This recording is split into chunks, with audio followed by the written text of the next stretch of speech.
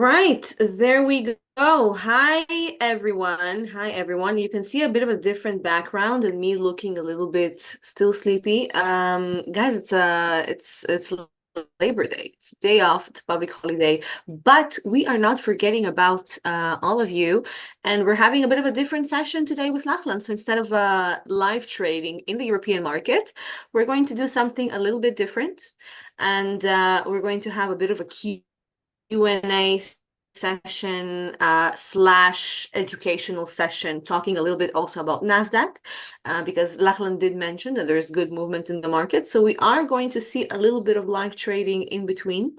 So to whoever's watching us, guys, on YouTube or Twitter or anywhere else, I really do encourage you to sign up for next week's session for the Zoom chat, so you can be connected live and have everything available, so you can be part of the chat.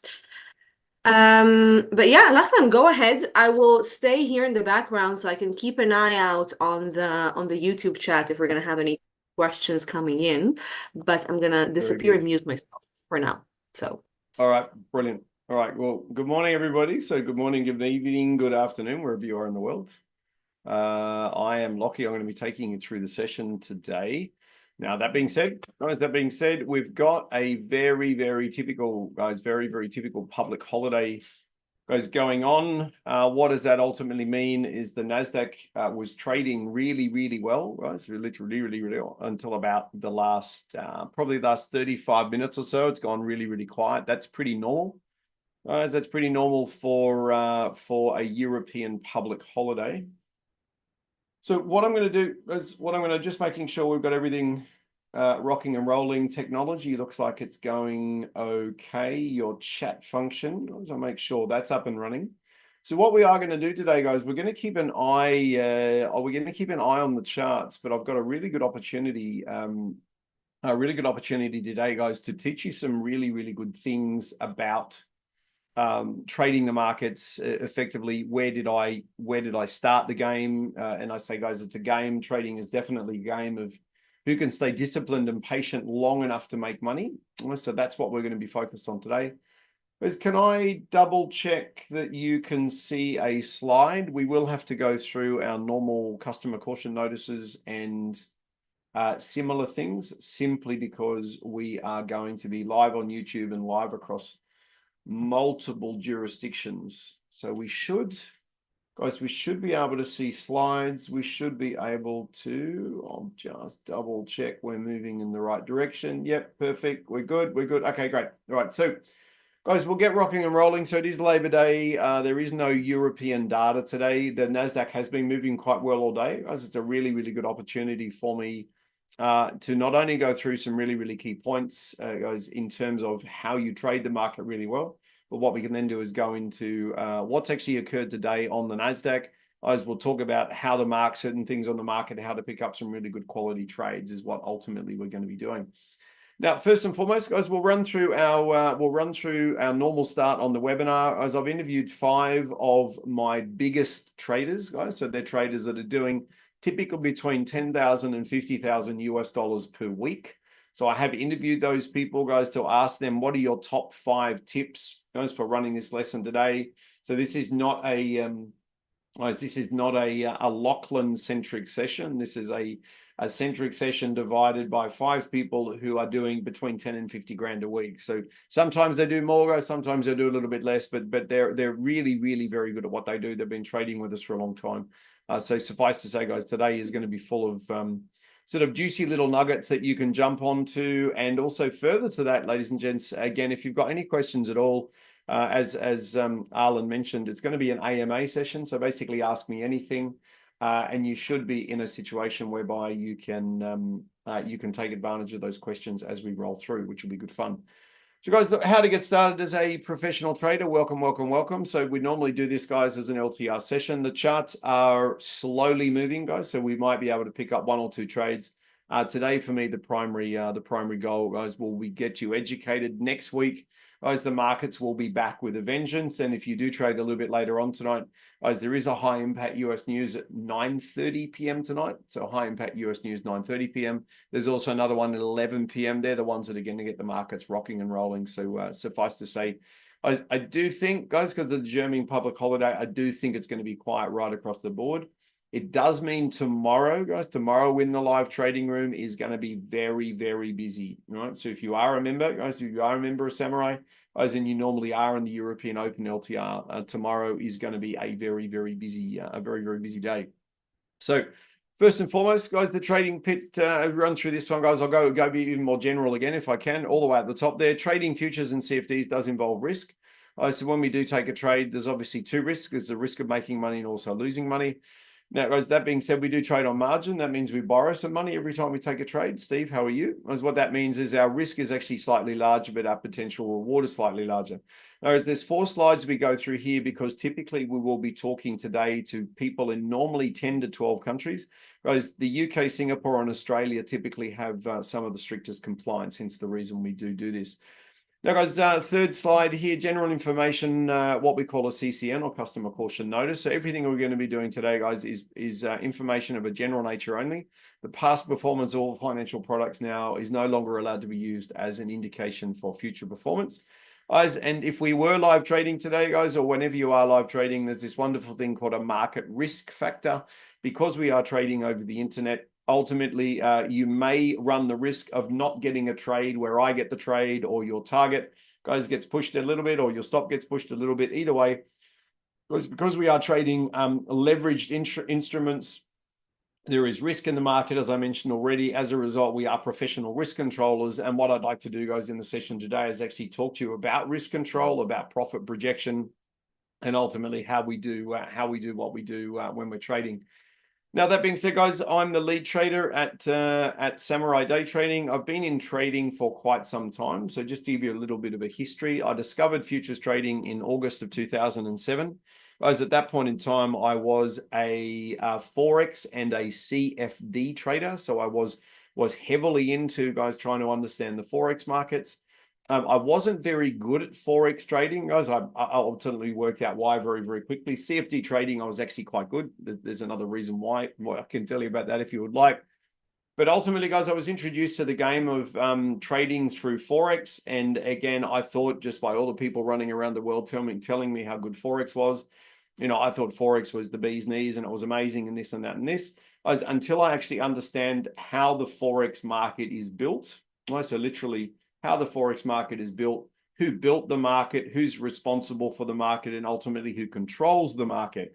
That led me to the discovery of futures trading, which occurred on the 1st of August 2007, guys. And by the 1st of August 2009, I was transitioning to be a full-time professional trader and educator, guys. The only reason I became an educator, dare I say it, guys, is trading by yourself is very lonely. If you've got a large group of people around the world that you trade with, trading can actually be a lot more fun.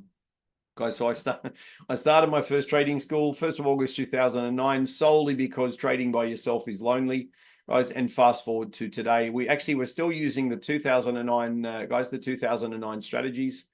We're still using those strategies today, guys, and they're proving to still be good fun, which is ultimately brilliant. Now, guys, we normally branch away now, guys, into the live charts. We normally branch away into the live charts and talk about ultimately why we're going to be doing what we're doing today. I will still do a little bit of that when we get to the live charts, but what we'll do is we'll morph away now into, again, a little bit of education before we bring up the live charts, guys, and then we can boost it away from there. So guys, ultimately, the traders that I've interviewed for this little session with you today, as I said earlier, for those that have just joined us, the traders I've interviewed, guys, are targeting between 10,000 and 50,000 US dollars per week. Now, I've been working with these traders for some time. Guys, last week, 2 weeks ago, actually, one of the traders did more than 100,000 US dollars profit, which is obviously a lot of money for a week's trading. Instead of running a session for everybody, guys, where it's literally the world according to Lockie, I actually went and asked these traders, what is the most important thing that you could, if you were running the session today, what's the most important feedback you could give to everybody that's going to be watching the session, guys, whether you're watching it live or you might be watching it on YouTube. Either way, guys, the one that came out and it was really very obvious right up the top there, number one, is only trade in a market environment that cannot be manipulated against you. Now, guys, I've actually got some really good feedback on this over the last sort of 6 to 8 years, but some particularly good feedback over the last couple of weeks. Guys, how do you achieve this? How do you trade in a market environment that cannot be manipulated against you? Guys, ultimately, what do? Is you simply don't use old-fashioned, what we call OTC brokers. Guys, now OTC stands for over the counter. And again, if you are a futures trader, a proper futures trader, then you don't deal with OTC brokers at all. Guys, an OTC broker, many moons ago, say around about 20 years ago, an OTC broker was actually referred to as a market maker. So they literally manufacture a fake market for you and then invite you to come and have a trade. Now, the problem with an OTC environment, guys, or that fake market environment that's manufactured for you, the problem with that is the OTC broker actually controls the market. They control the direction of the market. They control the price of the market. They control everything that's going on. As we'll talk about OTC a little bit more in a second. As the second tip that a lot of these traders gave me is when you first start trading, guys, so if you're a brand new trader or you want to do a very high percentage strike rate, they said, please trade the market statically. All right, so what we'll be doing today is talking about the difference between a static entry and a dynamic entry. And ultimately, we're going to be doing that using a combination of the 5, the 15, and also the 60-minute charts.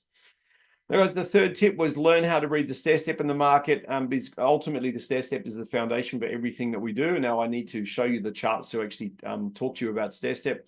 Mind you, guys, I say that I've got to show you the charts. If you are a stair step and what we call CSA or candlestick analysis based trader, you've actually had a really good trading day already. So I would not be surprised at all.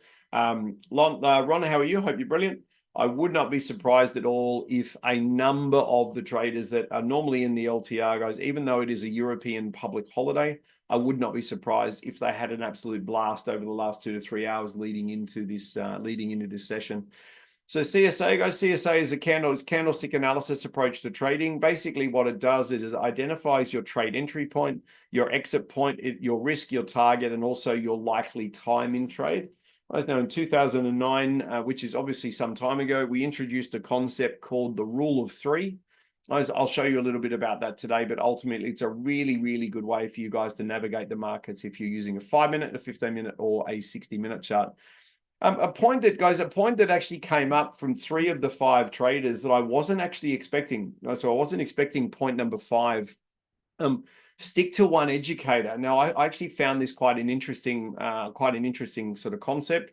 As the reason being is I have banged on about this sort of over the last sort of 7 or 8 years. As now these guys, to bring this into context, they're doing between $10,000 and $50,000 profit on an average trading week. So not a bad average trading week. Interesting point, guys. They're basically saying, please stick to one educator. The reason being is you want to master their teachings, their strategies, and their way of thinking. Now, I think back to when I first started, I had multiple educators. All that basically did is it contaminated my way of thinking, because one person thinks one way, another person thinks another way. And shout out if I can to okay, perfect, Petros. How are you? I hope you're fantastic. Nick, how are you? I hope you are fantastic. Guys, an interesting point. When I started, I had multiple educators, and what I actually found, guys, it was only when I found a gentleman called Rich Malcolm. So I do believe he's still out there in the world. Cole, how are you? I hope you're fantastic. So my first trading instructor, guys, was a guy called Rich Malcolm. He was a US-based instructor. And he basically said, Lockie, if you want to be really successful at trading, basically have one trading coach. Don't have many trading coaches, because their opinions will ultimately conflict with each other. And he's also the one, guys and girls, that told me, Lockie, take 1 or 2 trades per day and stop trading. He said, as much as you'll get a lot of trades on a daily basis, just that literally 1 or 2 trades a day, achieve your KPI, stop, come back tomorrow, and basically over time, make that KPI bigger and bigger. So we'll talk about that. As we'll talk about that as well as we roll into the session today. Now, interesting point, brokers exposed. So again, I've got some really good feedback on this. This book is 100% free, guys. It's available for download in the Samurai Day Trading members area. Guys, if you are not a member of Samurai Day Trading, there is a free membership available to anyone anywhere in the world. Guys, all you need to do is go to the front of the website, guys, and then you can go to the free video series. You can go to the members area. It will say, if you're not a member yet, would you like to sign up? Guys, one of the things you do get, apart from a getting started video series, is you do get to read Brokers Exposed. Guys, going back to point number 1, my 5 traders that I interviewed, basically said the most important thing you can ever do is trade in a market environment that cannot be manipulated. And they're doing between 10 and 50 grand a week. And that issue, guys, of brokers in the market is in that book called Brokers Exposed. Right. So if you want to have a read, guys, if you're not aware of why we are futures traders, I would jump on that, as it ultimately explains exactly why we do what we do. Okay, now moving on. What do we ultimately trade? Because for those of you that may be watching us for the first time, or you might be watching us on YouTube or similar things, I want to highlight to everybody that we are over there in the greenhouse, right? So we're what we call greenhouse traders as opposed to red house traders. As when I first started the journey, I was having a lot of trouble trying to distinguish when I was literally teaching people who were all Forex traders. They were all Forex traders. The vast majority were not successful. I was trying to teach them the difference between futures trading and Forex trading, guys. And I wrote a concept in my first book called the greenhouse versus the red house. All right. Now, what I want to highlight for the futures traders out there in the world, guys, you're basically trading to and from regulated futures exchanges like the CME. Guys, we do not trade an OTC or over-the-counter market environment. Hence, the actual trading charts we're using are 100% regulated. There are also no OTC brokers in the greenhouse, which means we have 100% transparency of everything we're doing. Now, I brought up a point, as when we get into the live charts very soon, I've brought up a point about pivots. Now, pivots, as I can show you, let me show you a chart example. Let me just, literally, while we're talking about pivots, let me show you a chart example. Right, so here's my FTX, guys. Here's my FTX chart. Here's my FTX chart from yesterday. Obviously, guys, that's the reason we're not running a live trading room today. Is the FTX has actually got no data because of the Labor Day holiday. I want to bring up this thing called pivots, guys, because obviously what happened last night is the market actually shot down really, really, really nicely, guys, which is absolutely brilliant. I want to draw everybody's attention to the fact that the FTX rolled down here just before the US Open, guys, and failed perfectly at the S2 pivot. Now, ironically, it also failed at the 141.4 fib extension on the 4-hour chart, which these guys are famous for failing at. But what I wanted to draw your attention to, guys and girls, is these pivot files. All right, so these big solid lines across the chart. If your big solid lines are not in the right spot, you're going to take a reversal off an area that doesn't exist. And as a result, you're going to have losing trades, whereas all of the futures traders have got their pivots in the right spot. All right, so you can see here, all of the pivots were honored throughout the session last night, which was, dare I say, a lot of good fun. So when we get into the live charts, guys, let me get rid of that. When we get to the live charts, I should say, I want to talk to you about the importance of pivots, because if your pivots are actually defined by the wrong price, guys, you won't be able to take the reversal trades that we're taking on a daily basis. All right, so back to greenhouse versus red house. Something that I did not understand when I started Forex trading. Jeff, Lockie, are the pivots in NinjaTrader 8 correct? Jeff, they are not. That is a stunning question, mate. So they're not. Jeff, sorry, they're not actually correct. Now, what we can do, Jeff, is we can actually do a pivot comparison for you. Some days they're correct, some days they're not correct, and I can tell you exactly why they're not correct when we get to the charts. Literally, I can tell you exactly why. Now, mind you, mate, they're the free pivots. They're free pivots available through NinjaTrader, I trust. I have bought this up. Now, guys, I love NinjaTrader platform. I bought that up with NinjaTrader for probably 3 or 4 years, from maybe 2012 through to 2016, saying, hey, guys, your pivots are wrong, your pivots are wrong, your pivots are wrong. Yeah, so eventually you get to the point where you say, you know what? I'm just going to get on with trading. I'm not going to correct what's going on. So what we'll do, mate, is we'll do a pivot check for you a little bit later on. Jeff, some days your free pivots will be on the money. Other days they'll be completely off. And I'll show you exactly why. It's a mistake in the mathematics, and very, very simple to fix.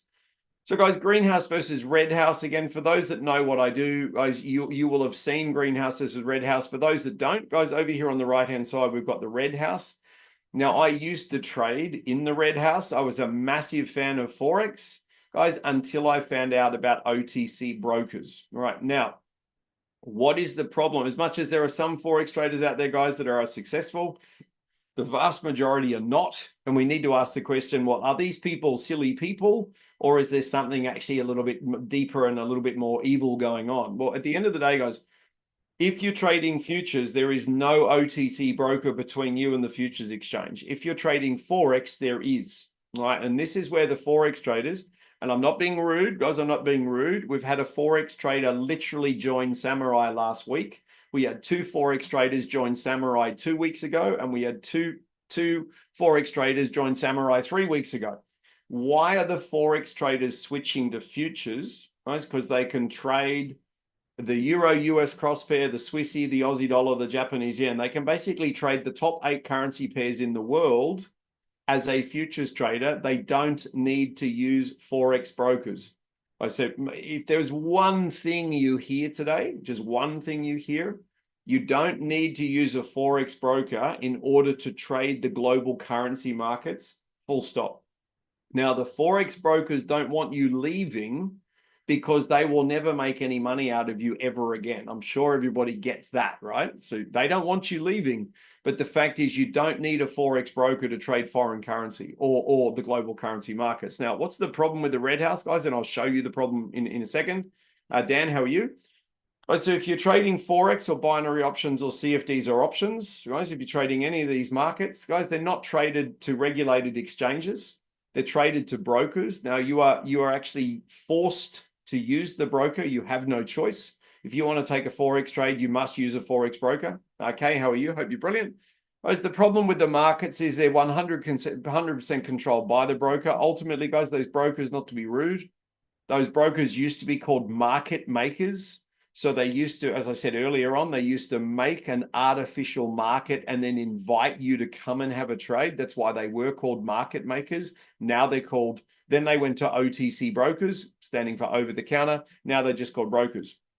Now, what it ultimately means, it goes all the way down the bottom of that red square, and it's red for a reason, guys. I wanted to make sure, having presented this for many, many years now, guys, you have limited to no transparency of what the market is really doing if you are using a broker, and that broker is defining the price of the market for you.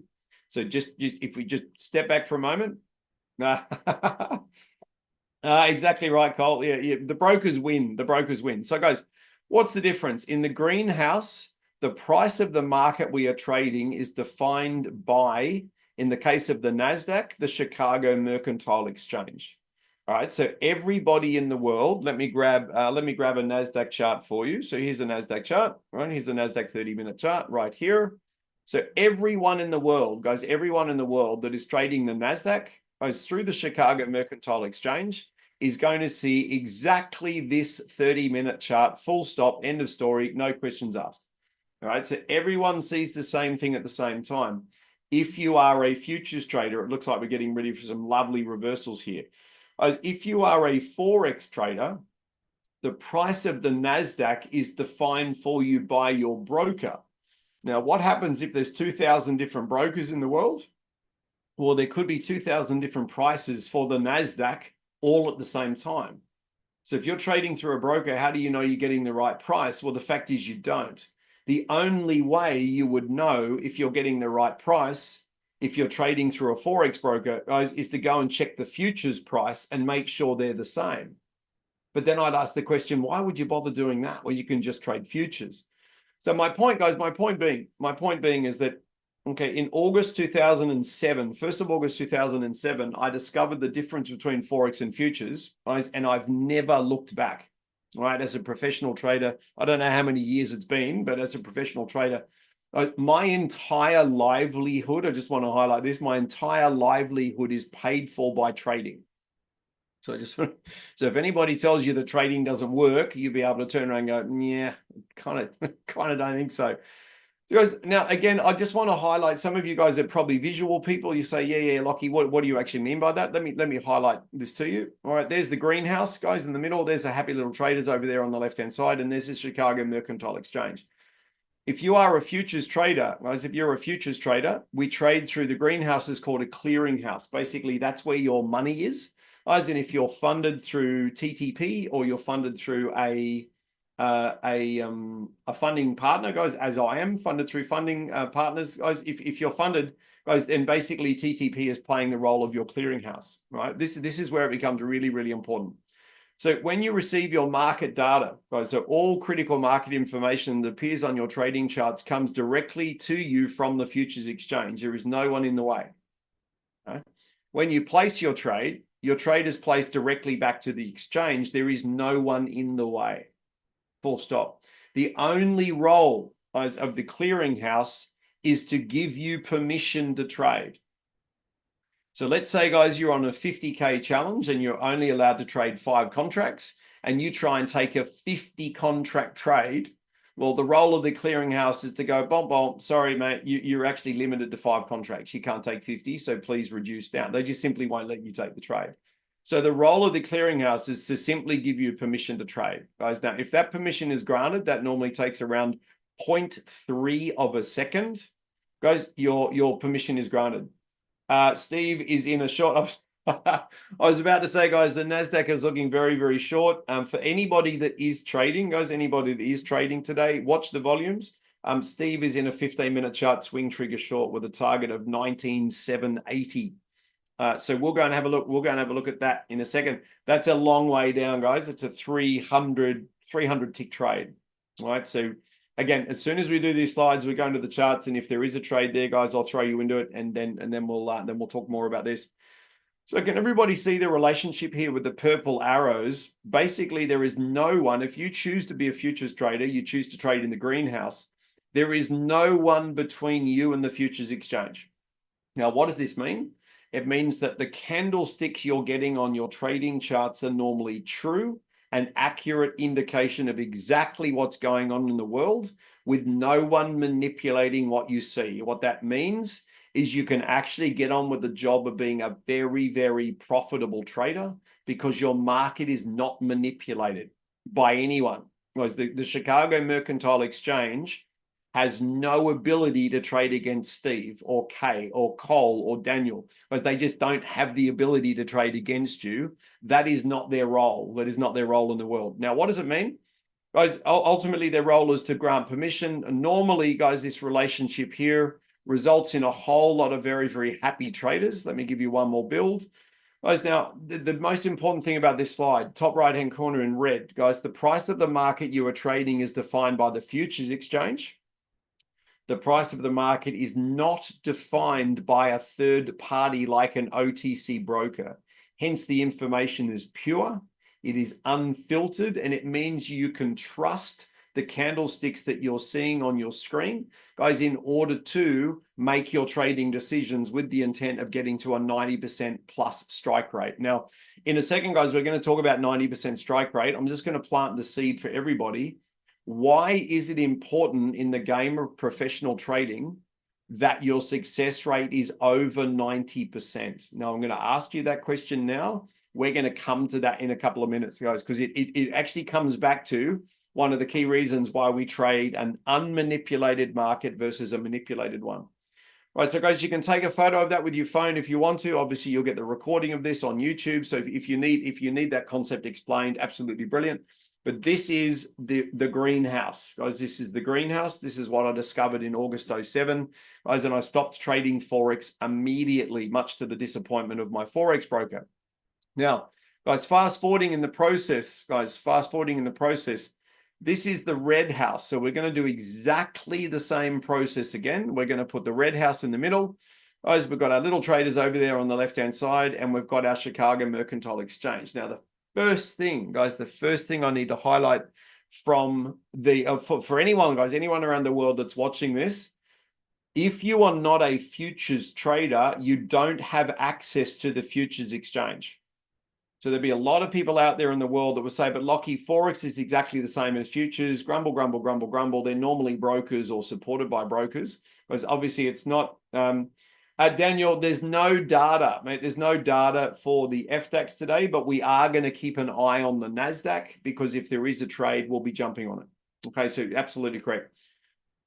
So guys, the key with futures versus Forex, for example, is the Forex traders don't have access to, the Forex traders simply do not have access to the futures exchange.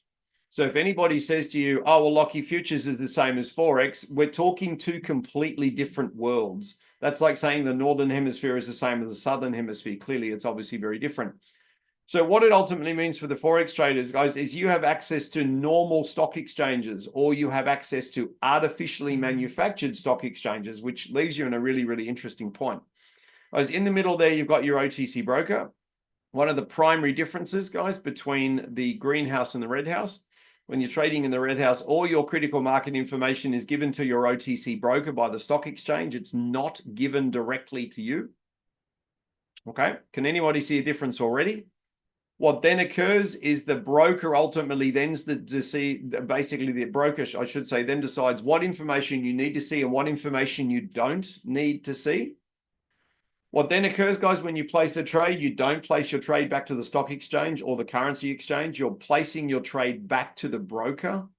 The broker's then got an opportunity to manipulate the trade using the price spread.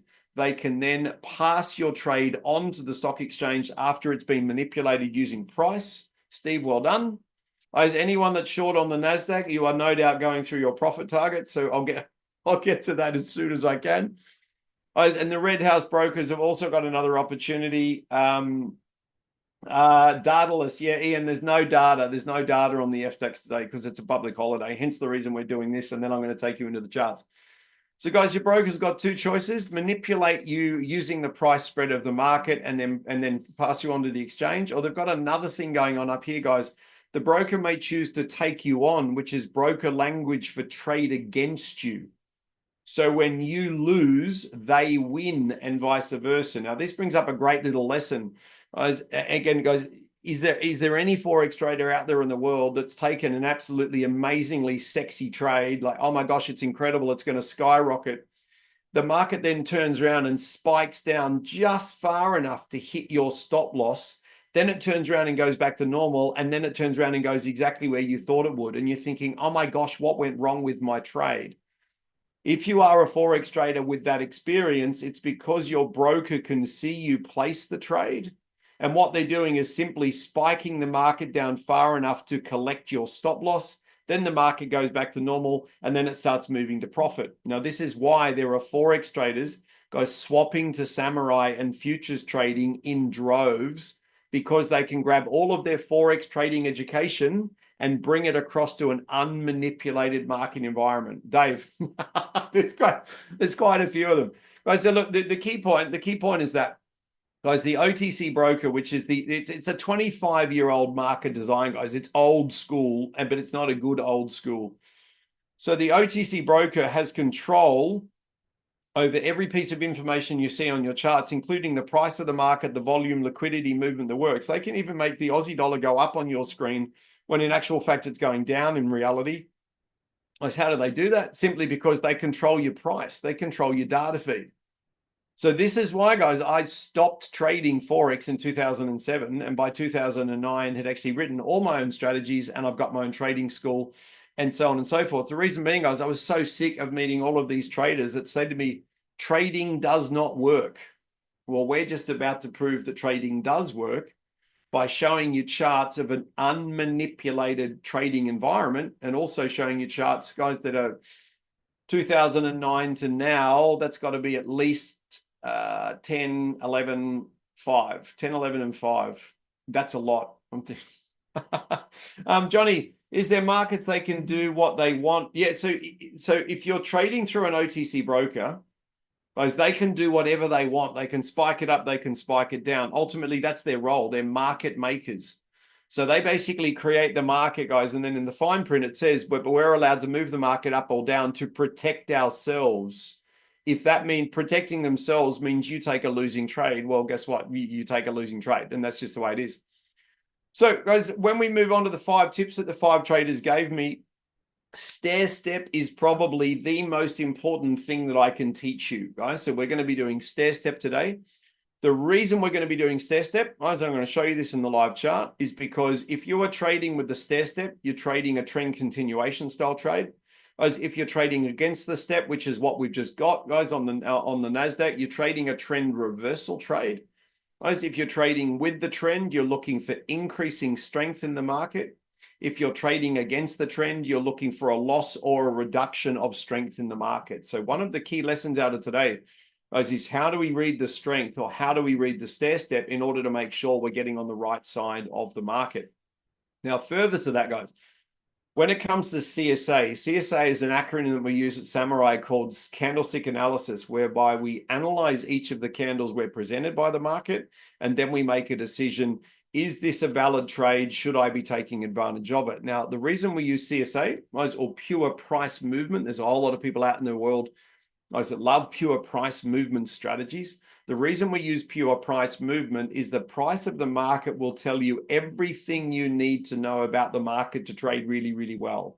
Now, the indicators that we use simply double confirm that we're making the right decision and entering a super high probability trade. Now, I asked you guys before, why is your success rate, guys? Why do we want to target a plus 90% success rate? Why do we want to do that? Now, I'm going to plant that seed. I would love to find out what you think, guys, about a plus 90% strike rate. We've done it in the LTR this week. We've only had one losing trade this week, which is good fun. So one losing trade on the NASDAQ this week, but that was my mistake. Guys, it was my mistake. Why is it important to have a really, really high success rate? Guys, I'll leave that. Oh, Cole. Cole got it straight away.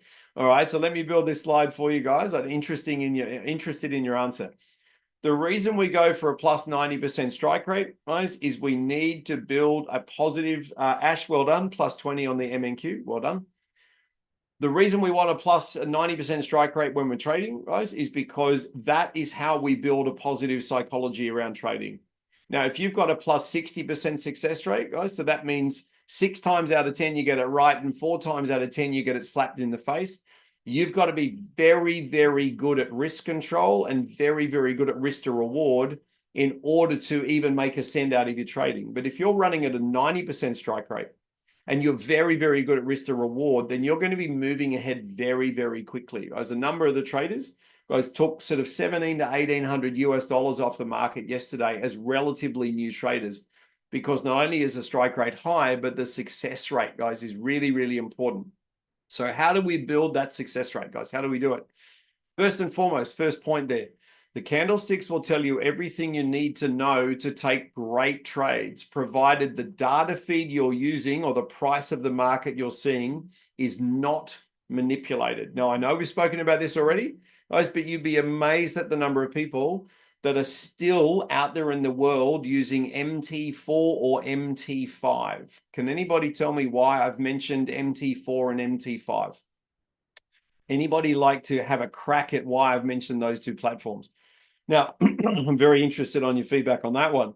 Guys, now, again, when we measure a candle, we're going to be using 4 components of the candle, which is the open, the high, the low, and the close. What we want to do is ultimately establish, guys, who is truly in command of the market, right? So once we know who's in command of the market, as what we then do is we're seeking to join that team, or we're waiting for them to fail and we're joining the other team. Because, guys, in the futures trading game, really important point, there are only 2 teams, buyers versus sellers, and the stronger team has to win. Now, if you're trading Forex, it's a 3-team game, just to give you an idea. It's the buyers versus the sellers versus the broker, but the broker controls the price of the market. So who's ultimately going to win that at Forex? Guys, the broker will ultimately win most of the time. If the broker wasn't winning most of the time, guys, there'd be no broker. They wouldn't be making any money. So just think about that for a moment. Futures trading is a 2-team game. Those buyers versus sellers, and the stronger team had to win. My trading coach, guys, Rich Malcolm in the US, absolutely incredible, guys. Then when Rich Malcolm stopped coaching, I switched to a girl in the US called Erica, but she was an incredible coach. Both of them said, identify the team that is failing and then join the other team. Guys, that's all you need to do to be successful as a trader. Guys, and with a little bit of experience, what I do want to let you do, or sorry, what I want you to do, is you start with the 5-minute chart, right? Then you slowly build up to the 15-minute chart, then you build up to the 60-minute chart. It's called a 5, 15, 60 combination strategy. Guys, and as you gain experience, it means that you're going to be entering either 15-minute chart trades like Steve has just done, guys, with that 15-minute swing trigger short. You're going to be using 15-minute chart trades or 30-minute chart trades or 60-minute chart trades, so much larger chart trades, with you're going to use much larger chart trades for really long targets, but you're going to use the 5-minute chart as your entry criteria. And what does that ultimately mean? Guys, you've got very, very small risk, very, very large long range targets, and that's built into your strategy from day one. So get everything you would do in the game of trading. And for those that have just joined us, guys, trading is a game of who can stay disciplined and patient long enough to make money. That's a key point. Steve's just pulled out of that short, guys, on the NASDAQ. His result was 162. So, mate, you got 162, and then you got a slight negative on your runner, mate, which is fantastic. All right, so, guys, candlestick analysis, ultimately what we're doing is we're simply just evaluating each candle as it's presented to us. We then make a decision, guys, on what the candlestick means, and then we get on with the job, guys, of being really, really good at trading it. So let's go into the charts, guys. We'll go into the charts. I'll push a button. I'll get rid of that, and we're into the charts. Now, couple of things. I can see the trade straight away. All right, so first things first. For those that are wondering, Lockie, why aren't we running a live trading room today? Guys, we're not running a live trading room because we've got no European data. Now, what typically occurs on a European public holiday is the NASDAQ is flat. It basically doesn't do anything. Now, today it is moving, guys. So what we would be looking for, guys, is we would be looking for a dual market signal, which means we're looking for a reversal like we've got just here on the S&P 500. We would be looking for an identical signal on the NASDAQ at the same time, which we've got just there at exactly the same time. And then we would be looking to sell the NASDAQ down. All right, so the strategy, guys, the strategy is still working, even though we have a public holiday, right? Which is good fun. So if you see a valid trade, I'll confirm that. I'll confirm that for you, and we can have a bit of a play. Now, the flip side of having a bit of a play is a couple of things. If you are going to be trading a little bit later on tonight, guys, this is our first European public holiday with Donald Trump back as president. Okay, that might be why the market has decided it's going to bop along. Guys, if you want to filter on the NASDAQ, if the volume drops under 300, so you can see at the moment the volume down here, bottom right-hand corner, you got 400 contracts traded, then 1,000 contracts traded, 729. So the volume is really good at the moment.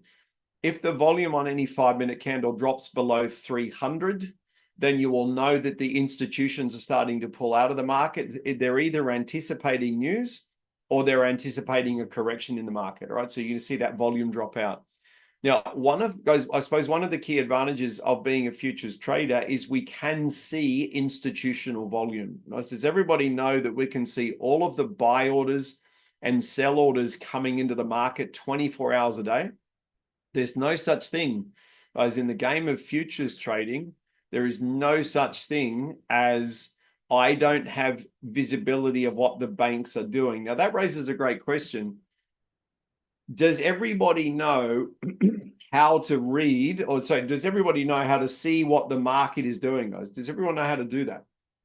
Well, for probably a better question is, geez, yes, to a degree, guys. So we've got indicators that tell us what the banks are doing. Absolutely correct. But guys, all you do, okay, all right. So all you do is you go to your, let me just show you here. All right, so there's my NinjaTrader, control center. All you do, guys and girls, is just go to new and come down here to TNS, which is time and sales, right? Which is that one right there. So I'm going to click on it. All right, and it's going to pop up. It's going to pop up just here. All right, now that's obviously the NASDAQ 6 of 25, so it's the right contract.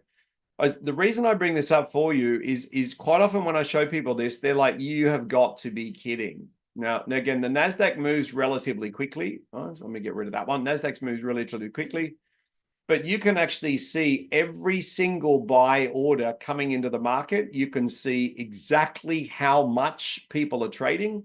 At the moment, there's a lot of one contract trades coming in, guys. So that'll be automated trading. That'll be mums and dads pushing the buy button, for example, on that black diamond delta right there. This is all algorithmic trading, guys, or algorithmic trading or little people trading, right? Or the little people trading. Now, if you start seeing the bigger blocks coming in, like a 50 contract block or a 100 contract block or a 200 contract block, That's when you know the institutions are interested in trading. Now, there may be, guys, there may be some bigger blocks coming in on the S&P 500. So all I'm going to do is right click on here, go to instrument, and I'm going to change to the S&P. We'll just wait for that to build. Guys, can anybody tell me, so those have been around for a little while, what's the biggest trading block that I've ever seen come through on time and sales? Right, so just test who's been around for a long time. Can anybody remember what that was? Right, now, it was down here, guys, on the FESX. All right, it was down here on the FESX. I'm just waiting for a bigger block to come through. Right, it was down here. Again, it was, so just so everybody knows, it was a 12,000 contract block. So that means an institution or a bank literally put an order on for 12,000 contracts. So now the reason I mention this, the reason I mention it, guys, in terms of depth of market, if you're a futures trader, you can see everything. You can see people that are trying to front run. So these little brown ones here are people trying to put the order before the market hits. These pink ones are hitting after the market. These green ones, people are actually buying at the market price. You can see everything. Contract loading, exactly when they did it, the price they're buying at, and la, la, la, la, la, la, la. Okay. If you want to, because you see everything. Okay. You can see everything. Now, today, the volume is not that huge. You can see down here on the S&P at the moment in this 5-minute candle, you've only got about 134 contracts. If we were trading, guys, when that 2,000 contract candle went through, only around about, say, 15 minutes ago, if we were trading at that time, you would have seen 10s and 20s and 30s and 40s coming through. At the moment, we're only got 1s and 2s. Okay. Now, why do I show you this? Guys, if as a futures trader, you have 100% transparency of everything going on in the markets. There's no ghost orders, guys, as in ghosting or spoofing. So ghosting is when a broker will put a whole lot of orders into the market, try and draw the market down towards that order, and then they delete the order. It's actually done deliberately in Forex to try and convince people to push the button. Guys, it's called ghosting. Spoofing the market is when you put orders in front of the market, trying to attract the market to that particular area, then you pull the order away. Right? So they're all market manipulation techniques, guys, that there's a 10, guys. So that's the biggest contract block that's gone through so far today. We will get a couple of 100 contract blocks going through. They're just basically waking up, guys, working out what they're doing. So the reason I mention this, guys, as a futures trader, you have 100% transparency of everything that everybody's doing. And no one can lie to you about what's going on in the market. Now, what it means, guys, let me shrink that down. What it means is you can actually get on with the job of being really, really good at trading. So imagine every single one of you watching this webinar says, you know what, Lockie? So I don't have to worry about the market being manipulated anymore. All I've got to do is understand the stair step of the market, which is going to tell me what direction I'm trading. And then I've basically got to combine that with a couple of indicators to make sure I'm getting it correct.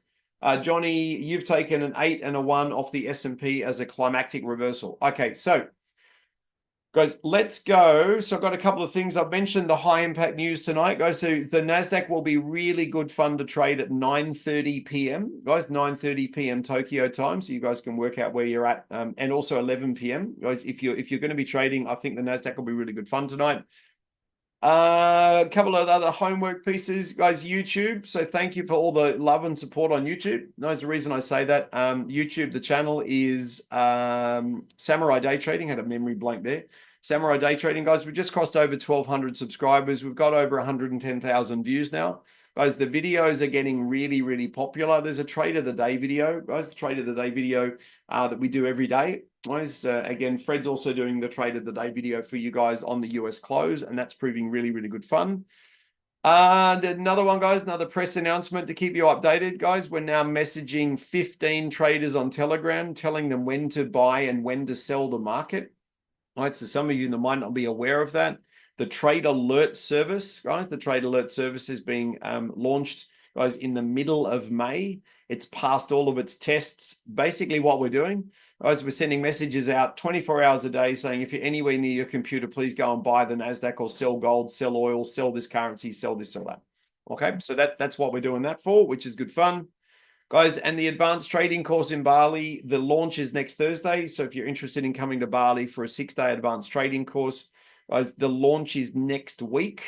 Guys, you can register for that, guys. Register for the launch simply by going to IDT8, to Samurai.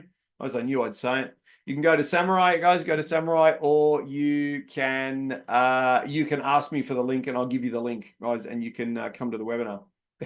Don't.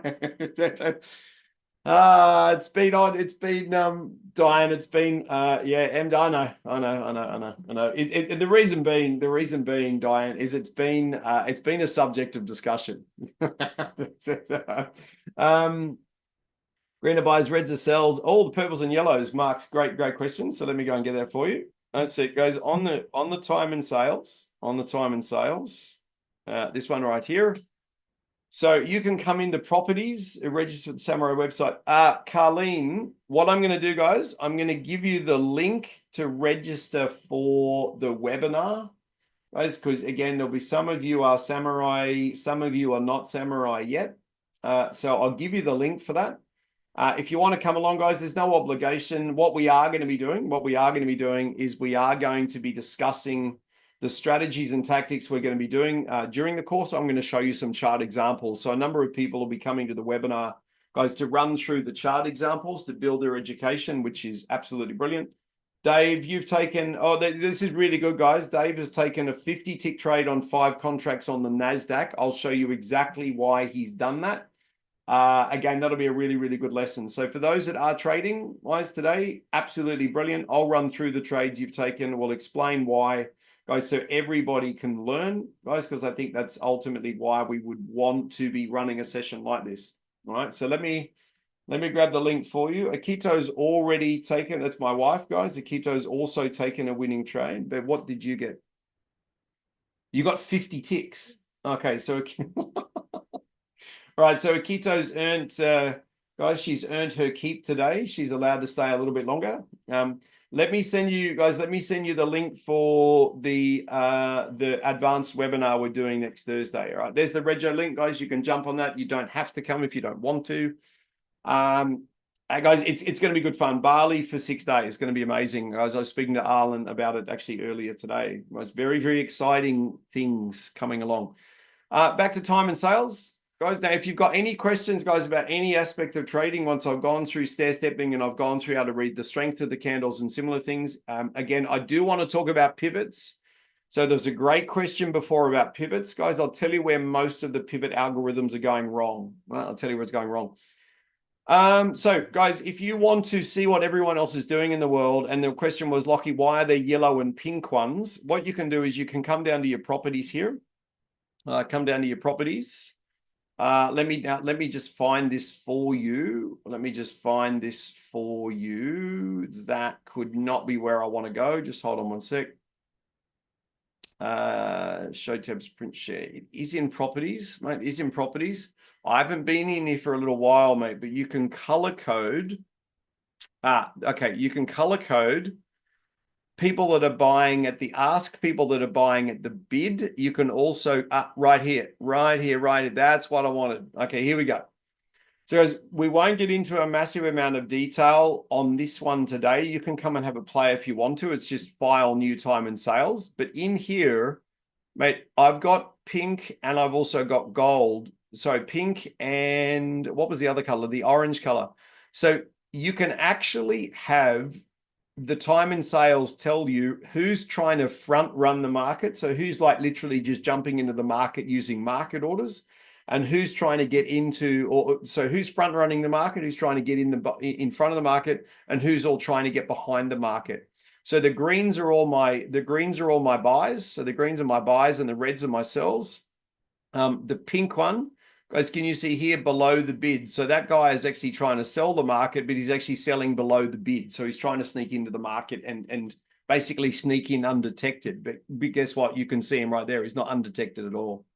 Okay. So, mate, that's where you'd go. You come into colors and you can actually come in and define your colors. You can do all that kind of stuff. Okay. Now, does that answer that question?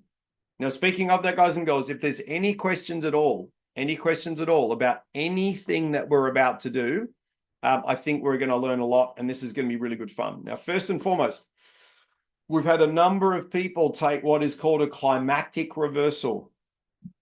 Okay, and was it Jeff? Jeff, You asked me about pivots, right? You asked me about pivots. It's funny you asked me about pivots. Carlene, well done, Dol. Well done, that's brilliant. Yeah, okay, Jeff. I wrote this on the chart for you about 2 hours ago when I was getting ready. Note the power of pivots, but that's meant to be but be careful as they are price and opinion based. So guys, I'll get to that in a second. What I mean by price is that the pivots are defined off the price of the market. So again, if your price is correct because you're a futures trader, your pivots are generally correct. However, the problem we've got, Jeff, there's opinions out there in the world about how you should calculate your pivot file. If that opinion is wrong, the pivots that result are also wrong. So I'll show you where Ninja is getting their pivot wrong. But it's been going on for years. But that's all right. Okay, so mate, I'm going to put that over there and we're going to do that a little bit later on. Guys, what we'll do is we'll do some analysis on the NASDAQ. Then we'll do some analysis on the S&P 500. No doubt that is going to drive questions. And guys, if you've got any questions about any aspect of futures trading, please, please, please, please do not be shy. So guys, most importantly, we've had young Steve has taken a 15-minute swing trigger trade. I'll do that in a little bit because it's a little bit more technical than what we're looking at. A number of people, guys, you've seen in the chat that's just come through, people have actually taken a climactic reversal. Okay, so can everybody see this candle is orange? Guys, that candle is orange. That candle is orange. There's also a mustard green version. So the mustard green version means that the buyers are using an extreme level of volume. Okay, now we'll get into this in a little bit, but all this means, guys, is the NASDAQ sellers have tried to sell down. They've used too much volume. The candle's gone orange, guys, and as a result, the buying signals going back the other way are all incredibly profitable. And everybody see that little black diamond delta there? That's V2 deltas is there. Oh, Alan, that's a great question. I'll wait, we'll jump on that in a second. Well, that's great. Daniel, that's a great question, guys. So Daniel's actually asked me, Lockie, if the climactic candle is strong. So see under here, guys, again, we're getting to like point number 4 before point number 1, but that's okay. Can everybody see this little candle here has got a strength rating underneath it? Okay, what that ultimately means, what that ultimately means on the way up here is the buyers were not ready to reverse yet. Okay, so if you get a climactic candle, but it's quite a strong candle, they're not ready to reverse yet.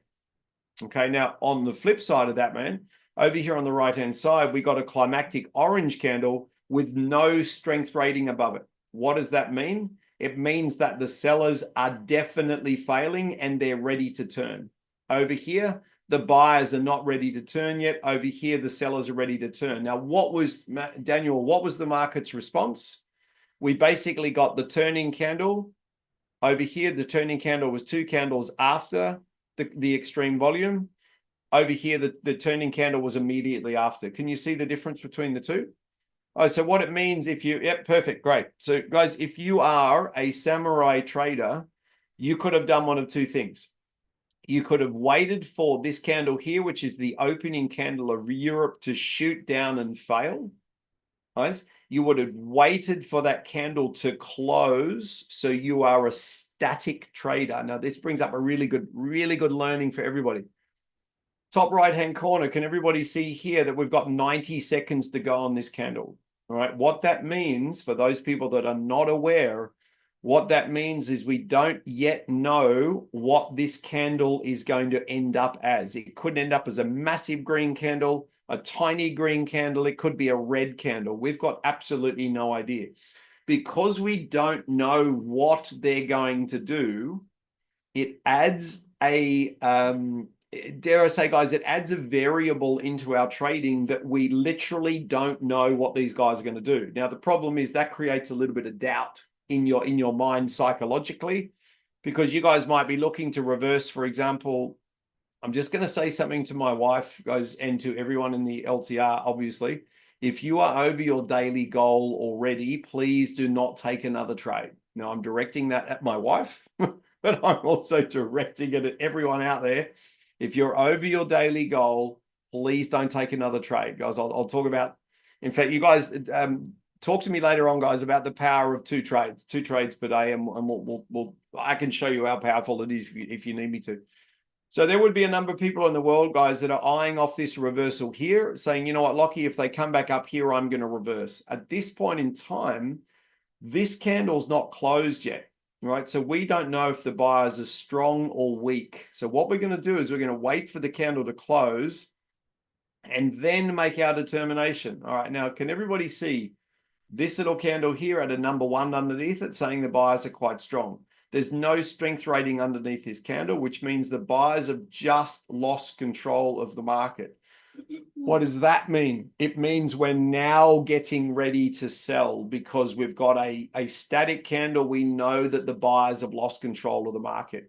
Now, just so you know, what we would now do is we would draw Fibonacci from here to here, and we would start to look at a Fibonacci failure. We'd start to look at a double touch reversal. Yeah, we'd start to look at a double touch reversal, guys, off the evil twins, otherwise known as those little twins there. All right, that's what we would now be looking for, as if we were not over our daily goal already.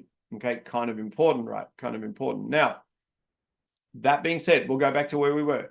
So Dan asked the question, guys, about climactic reversal. Okay, so opening candle of Europe shot down here and failed. If you waited for that candle to confirm, or I should say to close, you've confirmed the sellers have failed. And guys, in the game of trading, Louis, lovely to have you back in the LTR. Guys, Louis's done plus 26 times 5 contracts, plus 28 times 3 contracts, and plus 41 times 2 contracts on the S&P 500. So that's a very, very big trade, Louis. So welcome back. I mean, I hope you are fantastic. It's a very, very large trade. You guys can do the maths on that if you would like, because everyone can see that in the chat. Now, the reason I say that, guys, and Daniel asked the question, guys, every time we got these little black diamond deltas going back the other way, if you said, you know what, Lockie, the sellers have run out of steam, I'm just going to buy the market, guys, there are your buy points there. So this is where all of the larger institutional orders came in, like right here, right here, right here, right here, right here. So we can, guys, we can pick where the institutions are entering the market and simply enter there. Okay, now, what does that ultimately mean? Guys, go back to what Rich Malcolm taught me in 2009. He said, Lockie, identify the team that's failing, called the sellers, and join the other team. Okay, what about the other way around? So, okay, well, you can identify the team that's failing. So we said here before, Dan, he's a really strong candle. This is not a strong candle. What does that mean? Buyers are failing, join the other team. There's the selling delta right there, guys. And what has occurred? The market has dropped down about 120 ticks to the downside. Okay, so we've had a sell at the top of the market. We've had a buy down here. We've had a buy down here. And we're getting ready for a sell. Now, how do we know all this, guys? How do we know all this? Well, some people would say, oh, but Lockie, that's all about indicators. Well, yeah, it is about indicators, but guys, more importantly, it's about the pure stair step of the market, guys. So when I was interviewing the boys before, say, boys and girls, what do you want me to talk about today? Guys, they said, Lockie, the most valuable lesson in the world, don't trade manipulated markets. The second most valuable lesson is make sure you understand how to read stair step.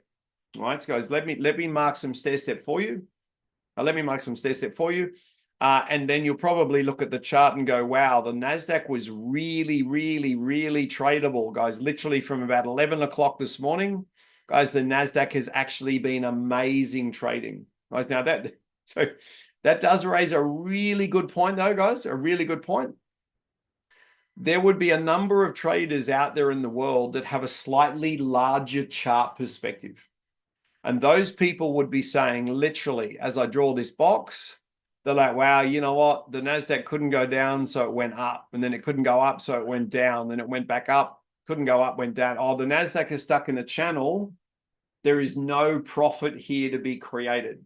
That would be the 60-minute chart traders and the 4-hour chart traders. So just to be aware, this is a 5-minute chart. Why is that important?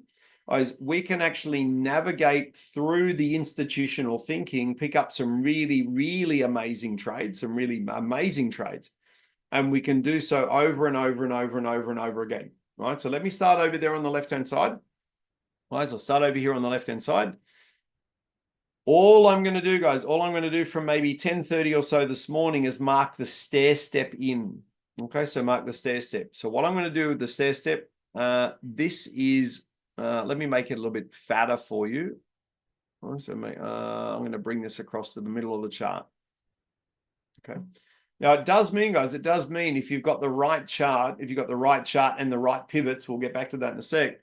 If you've got the right chart and the right pivots, there's basically no limit to the number of trades you can take. But my trading instructor, guys, told me take one or two really lovely trades and stop trading. That's why we're so big on daily KPIs. Guys, if your daily KPI is $200, so Lockie, I want to make $200 a day and stop. Then we do that for maybe 4 or 6 weeks. Then we go to $300 a day, do that for 4 or 6 weeks, go to 500, 600, 700. Eventually, guys, let's say, well, I don't know, it's normally 42 weeks is the normal cycle, but 42 weeks from now, you should be sitting at around about 6 to 8, maybe 10 contracts if you just follow that 4 to 6 week rule. Okay, now let me draw, guys, let me draw for you. Okay, so what I'm going to do is I'm going to draw my stair step from the extreme low to the extreme high. All right, what's then occur is the market is shot down to there, and then the market is shot back up. So if I've got 3 lines on my chart, there goes, who owns the stair step at that point in time? Right. So for those people that are not aware of stair stepping, what you ultimately do, guys and girls, is you have 3 lines on your chart. Okay, and the longer lines win. Okay, so can everybody see this little line here belongs to the buyers? That is longer than the seller line. So what does it mean? It means at this point in time, guys, my humble opinion, that the buyers own the stair step in the market. Okay, so the buyers own the stair step. What we then do is we then draw our stair step down, we draw our stair step up, we literally just keep drawing our stair step like this. Okay, now, if I was to only have 3 lines, guys, I'm just going from extreme high to extreme low to extreme high. If I only have 3 lines on my chart, 1, 2, 3, take all of those off. Okay. When we were in the PowerPoint before, what we said is we are going to, I'll write it on the screen for you guys. I'll write it on the screen. We are going to be reversing, okay, against, let me spell it correctly. We're going to be reversing against the step of the market. Okay, that's literally a reversal trade. And for those that like trading with the trend, if you are trading with the step, if you are trading with the step of the market, you are taking a continuation style trade. So you're basically trading with the overall momentum or the overall trend of the market. Now, we have a trend indicator, guys, this big green and sort of multicolored thing running through the chart. Guys, that's effectively, Andy, well done. So another winning trade on NASDAQ, well done. I'll show you that trade in a sec. This trend indicator has been with me since the middle of 2008. As much as it's been thinner and fatter and similar things, it's basically the same thing. It's basically the same thing. I'll explain that as we need to. Now, understanding that if the buyers own the stair step, we want to reverse the market. Okay, have a look at these 3 steps. You've got 1, 2, 3 on the chart. Let me get an arrow to make it a lot easier. All right, you've got this little step here, you got that little step there, you got that little step there. Which of these 3 steps is longer? Which is longer? Now, if you're looking at it saying, Lockie, this big one up here is longer, it belongs to the buyers, then you would say, righto, the buyers own the stair step in the market. All right, now, what have we got? We've got this big mustard green candle here. Now, it's got a 1 rating behind it, guys, just here. What does it ultimately mean? It means that the buyers are very, very strong in the market, but they've also used a little bit too much. They're probably going to reverse 2 candles later. Have a look right here, guys. So Dan, for you, mate, you asked the question from before, when did the reversal really set up? Can everybody see that little red arrow there? I'll put a circle on it for you. Can everybody see that little red arrow here? Okay, there is your reversal signal. Now, what has the market done within 15 minutes of your reversal signal? 1, 2, 3. How did your reversal signal go? Really, really, really well. Why is it a reversal signal? Because it's against the stair step of the market.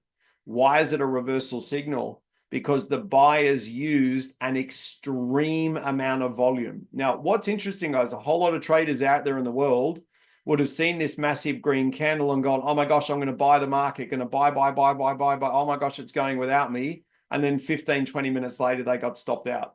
And they're looking at it going, but Lockie, it's a big candle. What went wrong? Said, well, it's a big candle, sure, and it's strong, but the fact is they've used way too much volume. So the buyers are really not going to go anywhere. They're just going to wait for the market to turn, and then the sellers are going to hit it down. Now, again, quantify that, guys, if I can.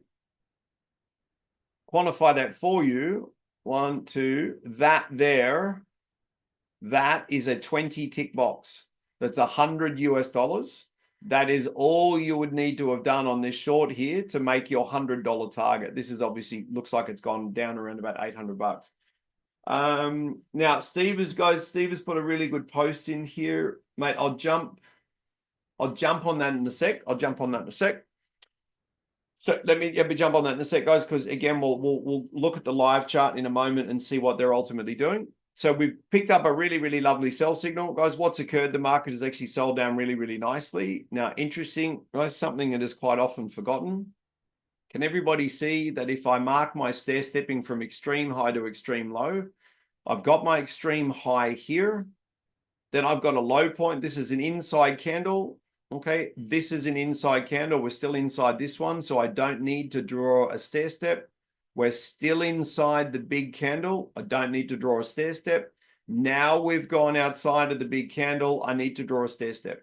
Okay, the moment I draw this down to the extreme low, the moment I do that, guys, I'm only allowed 3 of these steps on the market, so I take this one off.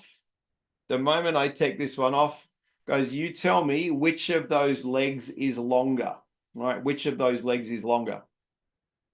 Is the massive big selling leg longer or are the little buying legs longer? Which one is longer? Yeah, okay, exactly right.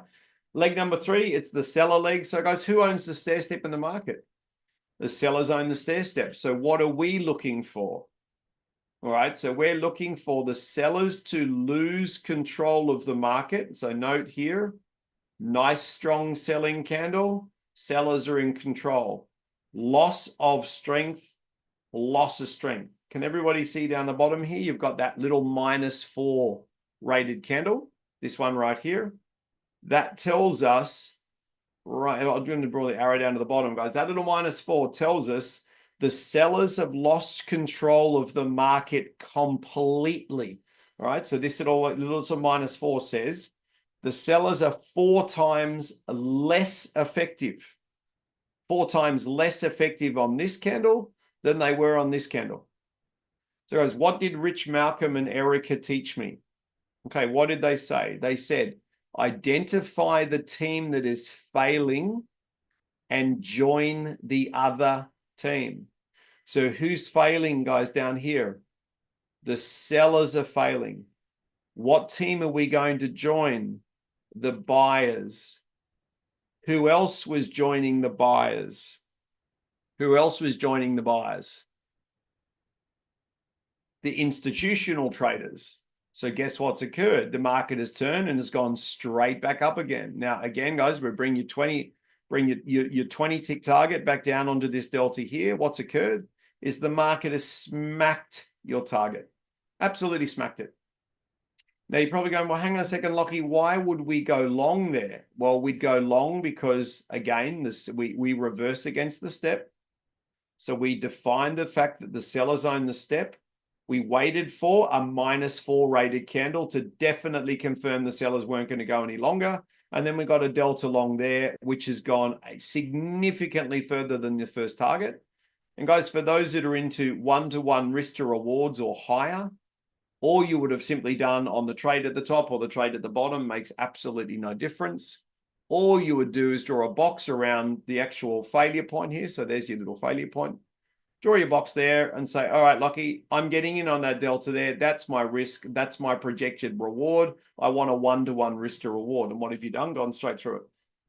So the first lesson I wanted to teach you guys today or reinforce to everybody is stair step. All right, so we've done stair step.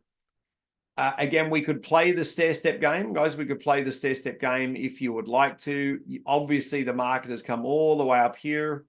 We've got this absolutely beautiful reversal bar. Nice, beautiful reversal bar right here. How do we know it's a reversal bar? Can everybody see the one strength rating above the candle? You're saying, well, Lockie, why is that a reversal? You say, all right, well, guess what? Okay, now you know how we reverse against the step of the market. Okay, so let's mark the step in. The step, guys and girls, would be as simple as this. Buyers, sellers, buyers, sellers. All I'm doing, guys, extreme low, extreme high, extreme low. They've gone a little bit higher over here. There's my high. There's my low. There's my high. That's all I've done. Stair step, stair step, stair step, stair. Now, there's signals we can talk about, guys. Like, for example, right here. Okay, right here. Remember how I said if you guys are trading with the step, it's a trend continuation style trade. So what did we get here? We got a really, really climactic candle. So it's a high volume candle, but can everybody see underneath it, Dan, relating to your question, can everybody see underneath it? It's got a 4 strength rating underneath it. That makes it a very strong candle. So what does it ultimately mean, Dan? It ultimately means that these guys are probably not ready to reverse yet. Not ready to reverse yet. Now, if you went long, you guys in context, right? If you went long over the top of that candle and said, Lockie, I want to make a 20 tick target, please. It's gone beyond your 20 tick target. What is that? You're trading with the step. It's a continuation style trade, right? You're trading against the step. It's a reversal trade. We're going long on NQ. So hang on, let me have a look. Let me have a look. Let me have a look. Okay, no. That is definitely short, guys. So the NQ, the NASDAQ is setting up sell trades before buy trades. Sell trades before buy trades. Why would I suggest that, guys? Why would I suggest that? Let's have a look. Yeah, definitely a sell trade.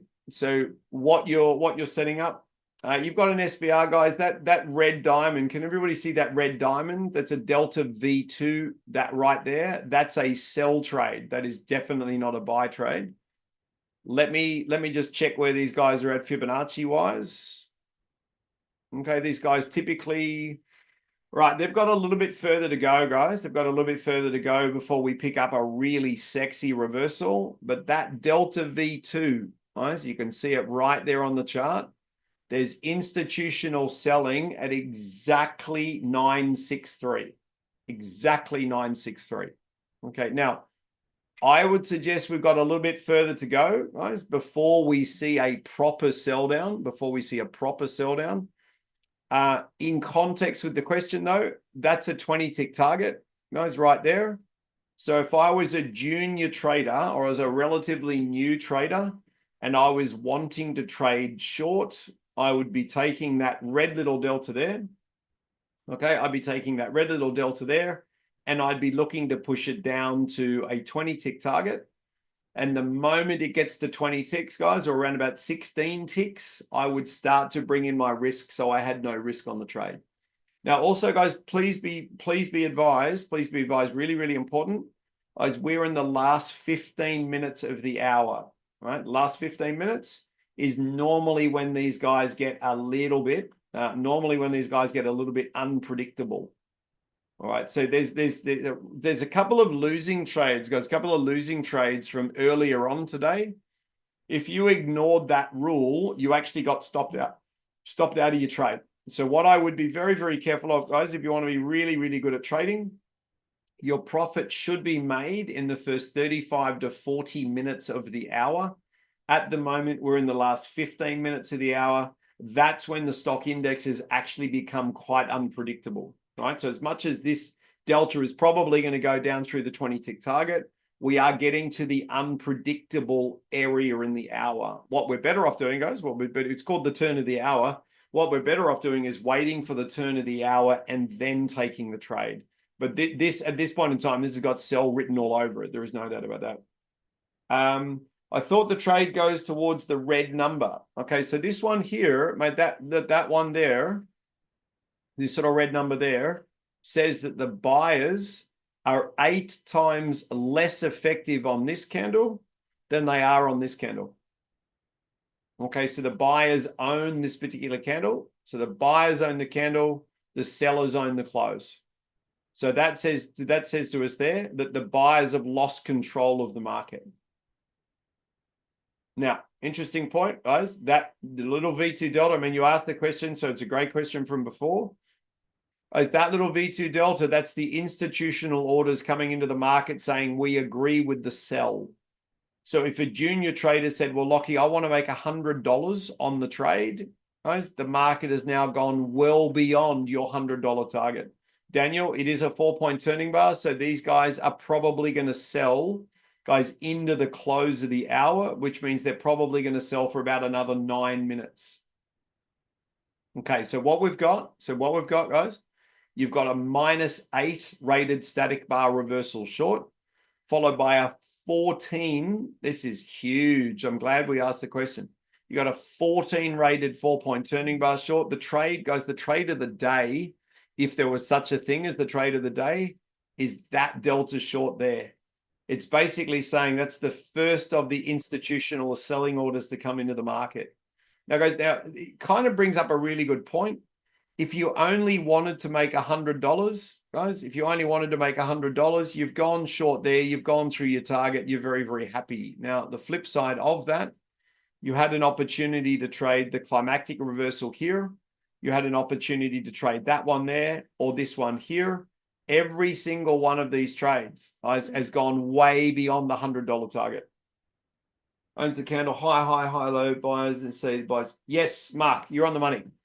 You're on the money, mate. So again, I hope I've explained that correctly. What you're looking for, though, mate, what you're looking for, Mark, you know a little bit about what you're doing. Because what we're looking for, again, we come back to candlestick analysis, which is the third point I was told to talk about today. If the buyers are, so you can see here, we've got this beautiful uptrend, right? So this beautiful uptrend that's bopping along here. If the buyers are strong, like they were on this particular candle here, okay, if the buyer was strong, then you want to be buying above the candle. Okay, you want to be buying above the candle there. Okay, so can everybody see you've got a black diamond delta above this strong candle? What's occurred for the market for 15 minutes? Guys, 1, 2, 3. What's occurred? As it's gone over 80 to 90 ticks in your favor, we've then picked up a reversal. It's very late in the hour. Guys, this is where the market becomes a little bit unpredictable, but it's gone through its target anyway. Right. So again, if there'd be a whole lot of people out there in the world that say, but Lockie, $100, $100 a day is not enough money. And I say to everybody, okay, if it's not enough money, we're going to grab $100 there. We're going to grab $100 over the top of that candle. We're going to grab $100 over the top of that candle. We're going to grab $100 off that delta there. We're going to grab $100 off this climactic candle. They're all valid signals, guys, on a 5-minute chart. So you don't need to. Yeah, mate, well done, mate. You've done very well. Really great to see you back in the LTR, mate. So, guys, the key with it, guys, is you can do what Louis just done. So Louis had a trade before where he went long for long-range targets, so literally long-range targets. Guys, that takes a little bit of training and a little bit of expertise. Or what you can do is say, all right, Lockie, when I'm getting started, what I'm going to do is I'm literally going to go for $100 target, $100 target, $100. I'm only going to do it 2 or 3 times a day until I gather significant momentum, and then I'm going to start looking for longer range targets. All right, so there's a couple of different ways to pull it apart. Guys, Louis' trade, he's traded off the 90% Fibonacci, so a really, really brilliant trade. I imagine that he took the trade, guys, when these guys sold down and went climactic here. So we'll just have a quick look. Let me have a quick look. It might have been from earlier in the day. No, it looks like, guys, on a slightly larger chart, if I draw my Fibonacci through there, I don't have his 90%. You know what he's done? Okay, I know what he's done. Hold on, I've got to get rid of all this stuff here. So a 90% Fibonacci failure, guys, is a really, really good little trade. Steve's very, very good at 90% Fib failures. Now, guys, mind you, Louis was on the S&P 500 versus the NASDAQ, We'll do pivots in a second. But I would suggest, guys, if you draw your Fibonacci from the low point here up to the high point there, and basically catch them down here at around about the 90. Okay, so they're pushed down through the 90, come back through, given an absolutely brilliant trade. I wait for the indicator to trigger, guys, because I'm indicator centric. I wait for the indicator. Oh, I'll look at a bigger chart for you, mate. I'll look at a bigger chart for you. I wait for the indicator to trigger. Guys, the reason I wait for the indicator is it confirms for me that the institutions are interested in my trade.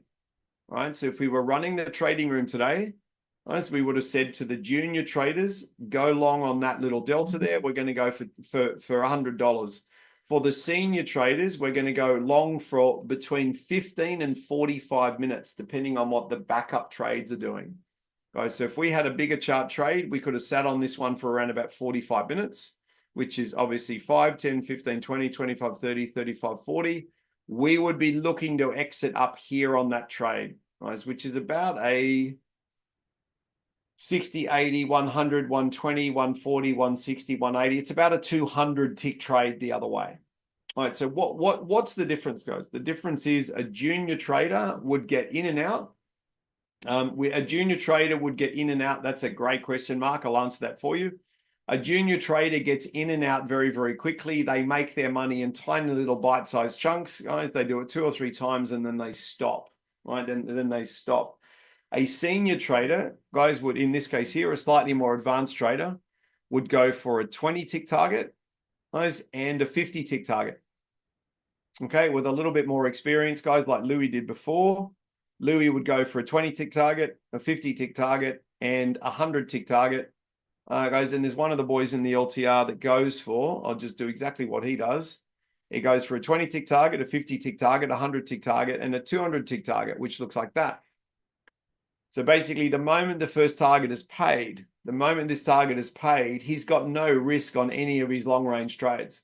So he gets out of 20 ticks, well done, 50 ticks, well done, 100 ticks, well done, 200 ticks, well done, then he's done. So can everybody see the potential of European open candle today, extreme volume, can't sell the market down. We can only buy the market back the other way. Wait for the institutional orders to come into the market, go long, make $100, bring your risk to 0. You can't lose any money on any other trades. Then you make, in this case here, that's $100, $250 US, $500 US, and $1,000 US. Now, again, guys, today the market is not meant to be moving because of a European public holiday. It's clearly moving, and I have a sneaking suspicion it's because it's the first European public holiday we've had since Trump has actually come back to power. So, guys, the question was, Lockie, are we heading into a long-range short? Right, so that'd be a 4-hour chart trade. Steve, I'd be very interested on your opinion here. At this stage, the 4-hour chart is saying we are not going for a long range short. Okay, so what they're actually doing here, so it's a great question. Guys, what they're actually doing is they are saying, now I've got snap mode on here, so I can't draw it on this chart. Guys, but we're basically getting ready for a swing trigger long, guys, on the market. Mind you, how far are they going to swing long to? Guys, they're probably going to swing long to around the 20,000 mark. Okay, let me just bigger circle. Everybody see over here on the right-hand side, you've got 20,000. So 20,000 is a price level that's going to attract a lot of people into the market. I would not be surprised at all. Guys, if the buyers push up and tag 20,000, we're going to get a really, really lovely sell. And when we get a sell, guys, we're looking for a target down around about the 19,500 mark, right? Down around about here. Now, mind you, so it's a great question, guys. If you can't see it on the 60-minute chart, then go to the daily chart. Okay, that 4-hour dominant candle extension could be, Andy, could be. I'll go and have a look at that. Daily chart. To make a decision on the daily chart, guys, the daily traders have got to run out of steam on the daily chart, right? At the moment, they've got quite a few hours to go. I would be very interested at what the buyers do when they get to this level here. All right, so that's just a straight daily Fibonacci drawn down to catch them on the way up. Dropping down to the 60-minute chart, guys, let's have a look. All right. I would be very interested in a long range reversal because the question was asked. I would be very, very interested in a long range reversal underneath that minus 17 rated candle there. Okay, underneath that candle. So that means that you guys are setting up a really lovely long range short. Guys, on the NASDAQ around about the 914 mark, sort of 914, 913. Now, what does it mean, guys? If the buyers push up like they're doing at the moment here, this is obviously the 60-minute chart. If they push up like this and they fail catastrophically underneath that minus 17 rated candle, there's going to be a crap load of stop losses. All right. So those stop losses are going to be sitting around about the 914 mark. If we were to touch that, guys, you're going to create panic in the market, and ideally the market would drop pretty hard around about the 914 mark. What you do have to be careful of, though, guys, don't go and put an order on 914 because they can come down, spike the order. There's too much resistance there, and it turns around and goes back the other way. The way to approach 914 is to look for a 15-minute chart reversal. So you'll be looking for a 15-minute chart reversal, or even more fun, look for a 5-minute chart reversal. Okay, look for a 5-minute chart reversal. So what does that mean? So where was our reversal point? Guys, it was a fair way away, wasn't it? No, hang on, let me just double check. No, 60-minute chart. It's under there. So 914 is our reversal point. So let's have a look. 914. Okay, 914 just down here is an incredible reversal point. So I would want to do, guys, what I would want to do if again, if I wanted a larger chart trade, understanding that that's where the market is probably going to get a wriggle on to the downside, I would now be looking for a valid reversal on the 5-minute chart that I can trade down to that level. So by the time I get to that larger chart trigger point, so the trigger point in the market where everybody's going to panic, I'm now looking for a valid 5-minute chart trade. So by the time I get to this panic point all the way down here, I'm already 120 ticks into profit. So how much money can I lose if I'm already 120 ticks into the profit and this doesn't trigger?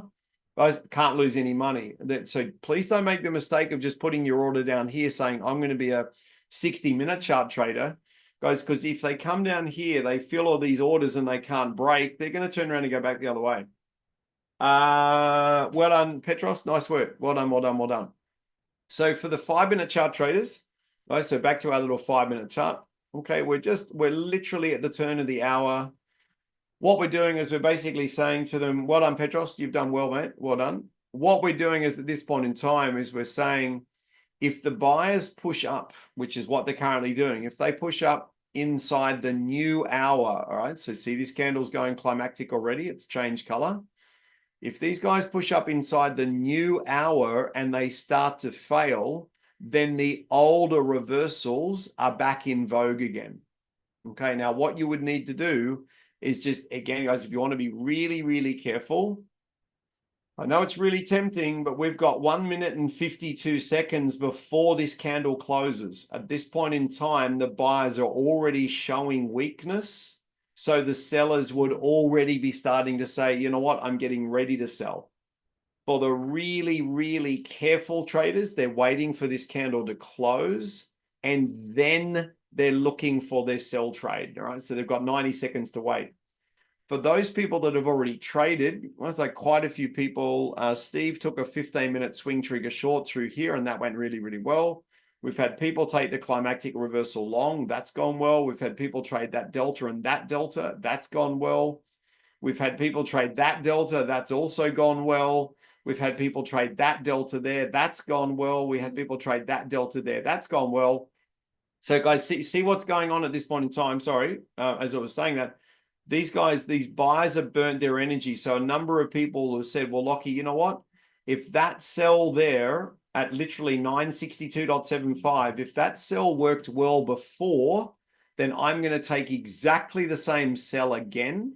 And what I'm going to do is I'm going to try and trade the sell down to the larger chart sell point.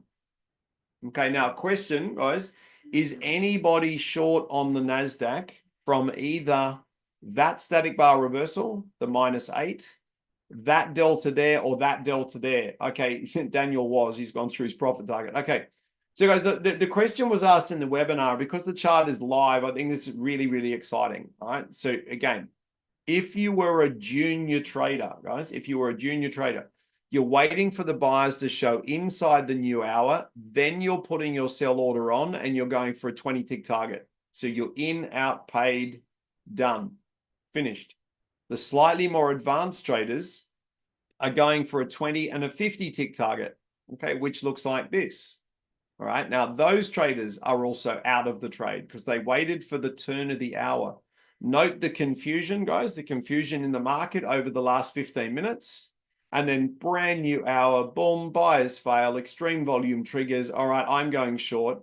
And for the really experienced traders, you guys have got in here, you've gone through your 20 tick target, you've brought your stop loss to +2 or 3, you have no risk on the trade. What you're now trying to do is trade it down and trigger a larger chart short. Yeah, Cole, exactly right.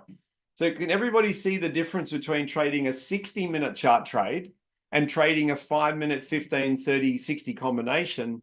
Is that if you're a 5-minute chart trader with the right indicators, you're already short. You've already potentially had 1 target, 2 targets taken out.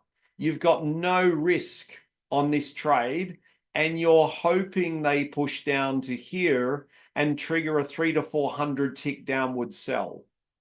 But you have no risk on your trade. So this is where a number of people go, but well, Lockie, is a 5-minute chart worth using? A 5-minute chart is actually the most profitable futures trading chart I've ever seen, because, guys, our risk on that sell right there, and this, I mean, it's a live chart. There's nowhere to hide, right? Our risk on that sell was 40 ticks. Our first target is 20. Our second target is 50. Your third target, guys, if you want, can be 100.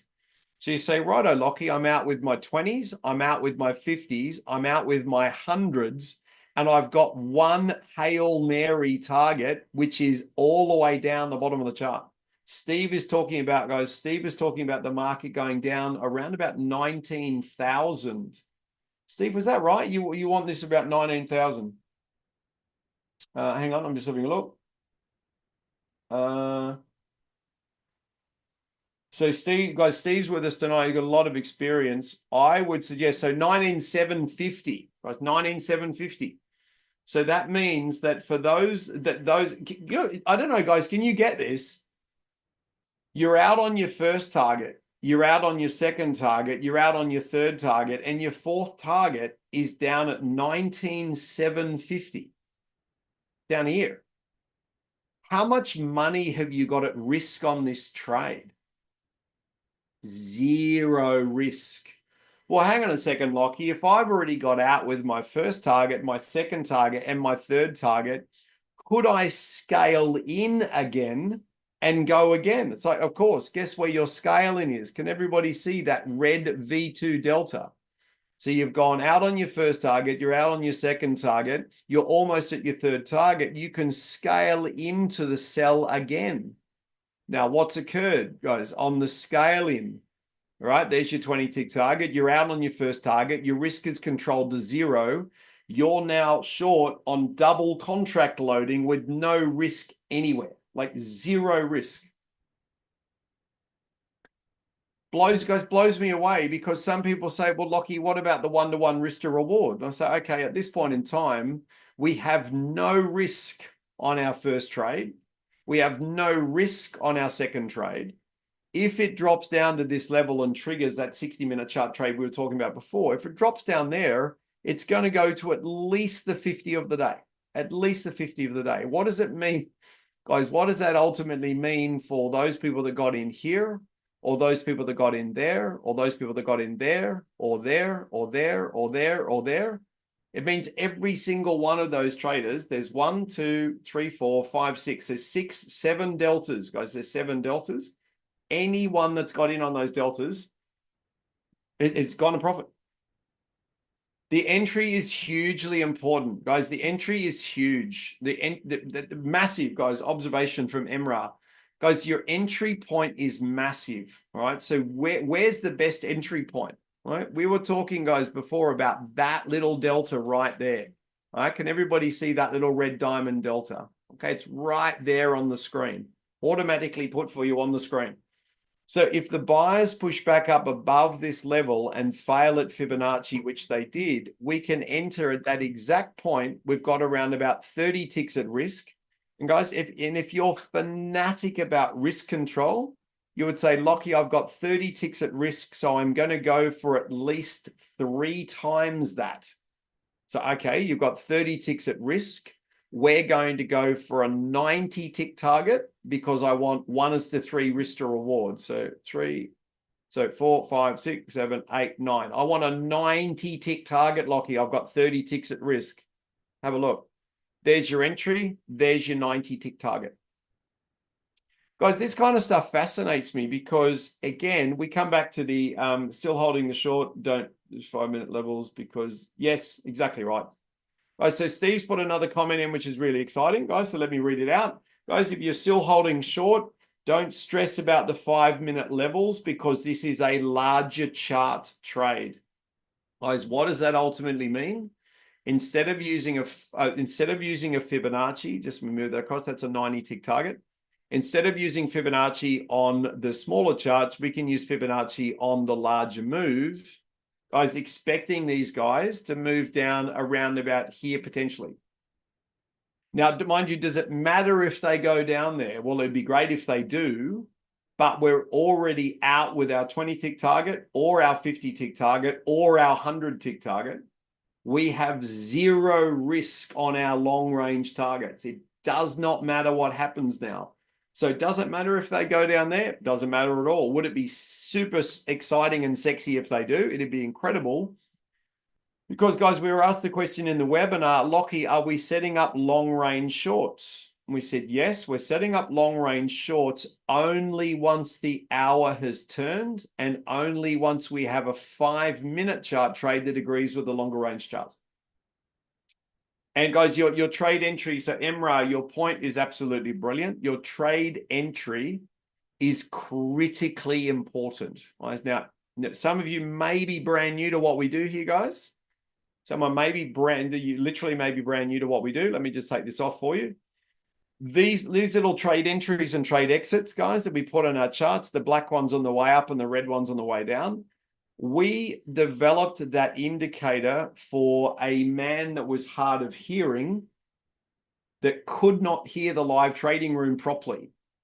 So we would say, okay, sell now, do this, do that. And he actually wrote to me and said, Lockie, I can't hear you clearly enough in the live trading room. Is there any way you can put the sell orders and the buy orders on the chart?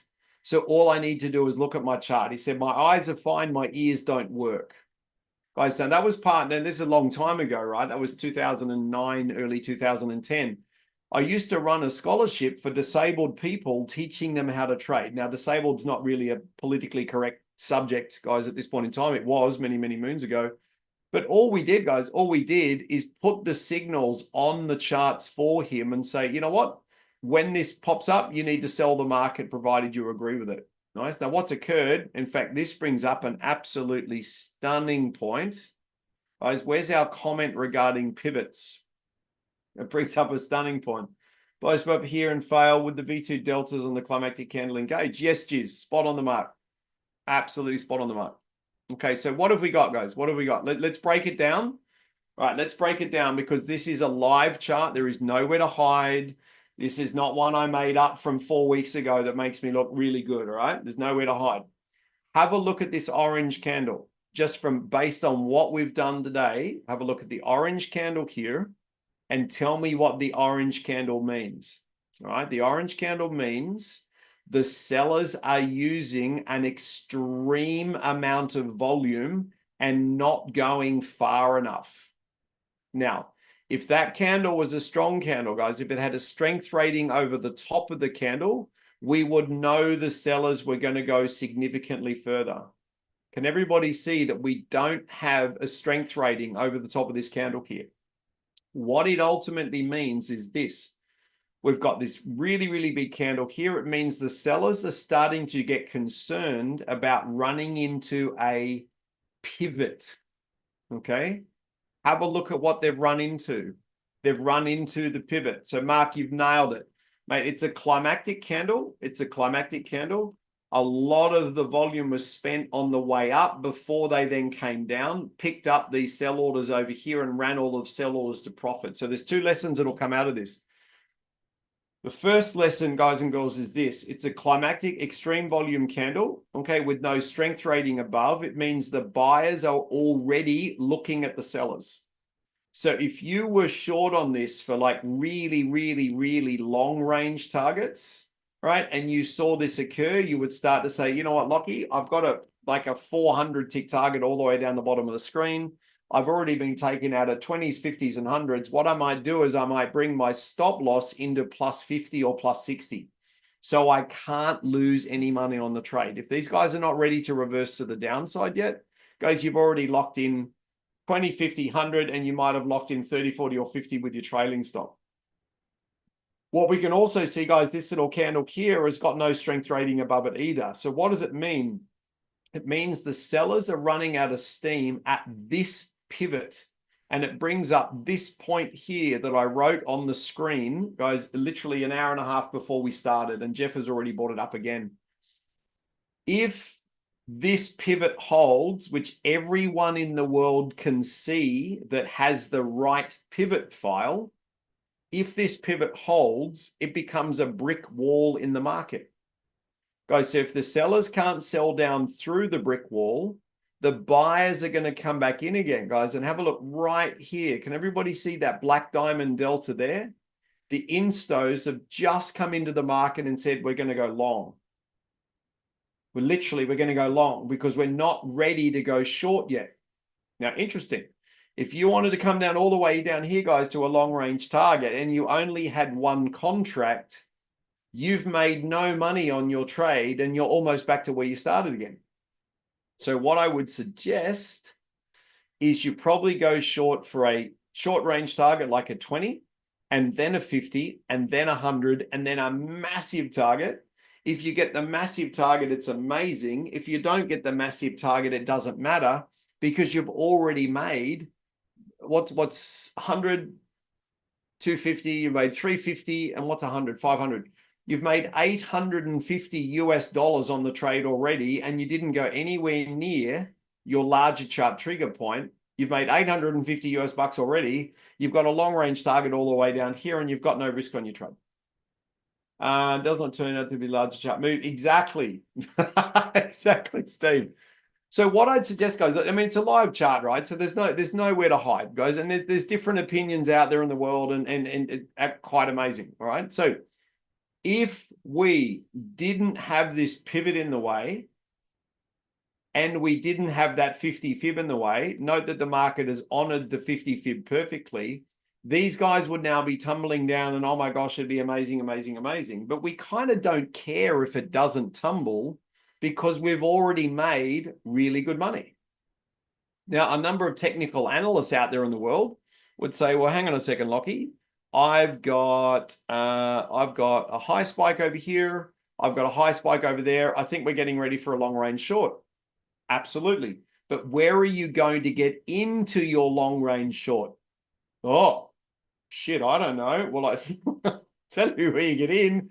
Get in where the institutions are telling you to get in. Oh, but Lockie, I could have got in higher. I could have got in lower. I'll tell you where I would have got in, guys, running the live trading room today. I would have said exactly this. Traders, wait for the buyers to show inside the new hour and fail, and then we're going to grab that delta short or that delta short or that delta short or that delta short, and we're going to hold for up to 15 minutes, guys, up to 15 minutes to try and maximize the profit on trade. Geez, guys, it's you know the reason I mentioned this, and I did say a rude word before, so I'm going to be in trouble from Arlen, but guys, it is so critically important. There are so many people out there in the world that go, I don't want to trade with indicators. Indicators suck. La, la, la, la, la. It's okay. Indicators suck. That's okay. Today, the indicators have probably produced at least 60 winning trades.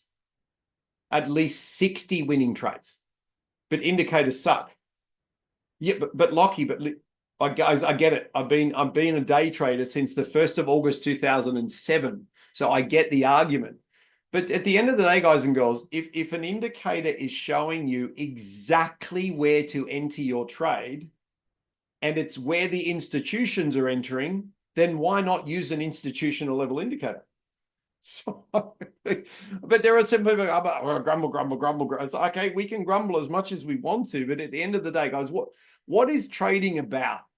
Is trading about being correct or making a crap load of money? What's more important? What's more important, making money or being correct? Now, let me show you something about Fibonacci, guys, which is just amazing. Now, we've been going for almost 2 hours,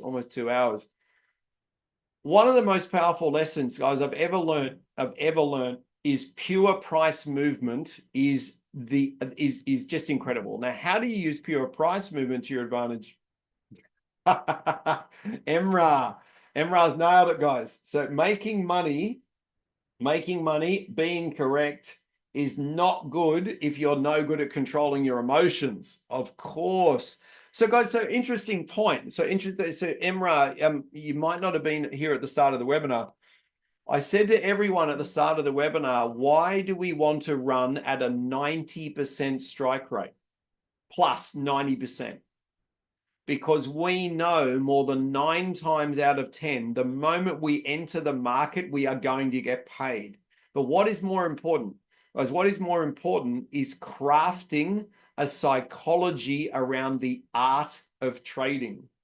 So if you're getting paid a lot of money, guys, and you also know why you're getting paid, you develop an incredible psychology around trading. What does that mean? Great mindset, and off we go. So guys, again, once we talk about indicators, guys, exactly right, Petros. Once we talk about indicators, we then talk about pure price movement because they're literally like fingers in a glove. They work so perfectly together. So can everybody see here? I've marked this little push down here. Okay, mark that little push down. So again, if we wanted to, let's go all the way back, guys, all the way back to the start of the webinar, And I said to you guys, let's identify the step first. So the buyers push the market up, sellers push the market down. Buyers push the market up, sellers push the market down, buyers push the market up. Now, trick question that no one knows the answer to. I'll give you a little bit of a hint. How many phases does the market normally move in? How many? I'm giving you a little bit of a hint, guys. I've got it in front of my camera here. Well done. Okay. So understanding that to be the case, right? There's phase 1, there's phase 2, there's phase 3. Awesome. We take 2 lines off because we only want 3 lines on. Who owns the stair step? The buyers own the stair step. Therefore, the only trade we can take is a reversal. Guys, my notes are, where is it here? Right there. Oh, there we go. Reversing against the step of the market for a super high probability plus 90% style trade. Now, if the market's already moved 3 phases and everyone in the world that knows what they're doing knows that it moves 3 phases, guys, do you think if it's already moved 3 phases, everybody wants to buy or everybody wants to sell? What do you reckon it's going to do? It's going to sell, right? It's going to sell.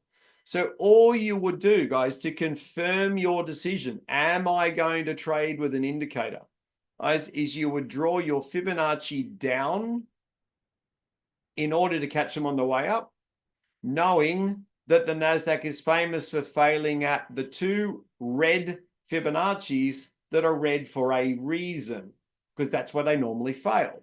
So guys, what's occurred is we're expecting the market to sell down. The NASDAQ has then inside the new hour spiked up, hit the Fibonacci, come back down, filled all of these sell signals, and then gone more than 100 ticks into profit. So this is how we combine pure price movement, which is what are the candles telling us, with indicators so that we know exactly where to get into the market. Whereas now I got fascinated by this in 2007, early 2008. As it wasn't until 2009 that I started my own trading school. It wasn't until the end of 2009, early 2010 that I met a little guy in a wheelchair and thought, you know what, I'm going to teach this guy to trade because he can't do anything else. He literally couldn't do anything else. Guys, his name was Chris. That launched the Disabled Trading Scholarship. And before we know it, we started putting indicators on the charts so everyone in the world knows where to get in and knows where to get out. Geez.